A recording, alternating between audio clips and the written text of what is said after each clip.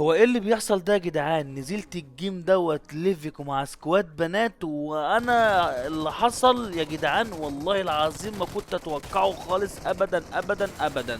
لا سيبك من ان انا خدت الجيم ده وكسبت الجيم ده وان انا مسيطر وعمال اجيب كيلات شمال واجيب كيلات يمين وعمال مش سايب اي حاجه وخلصت على المدينه كلها. بس اللي حصل خالص في اخر الجيم ده حاجه تانية جدا جدا، وحاجه تانية خالص خالص خالص خالص خالص خالص. انت هتقول لا لا مستحيل يا فرتكه ده يحصل.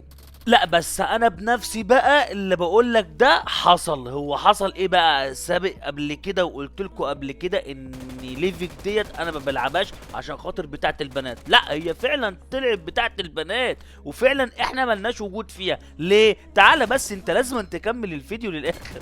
انت لو ما كملتش الفيديو للاخر مش هتعرف ليه ان هي اصلا الليفيك دي بتاعه البنات. احنا المفروض ما نلعبش هنا، احنا المفروض نلعب رينجل بس. فعلا هتقولي ليه يا فرتكه انت ليه غيرت كلامك كده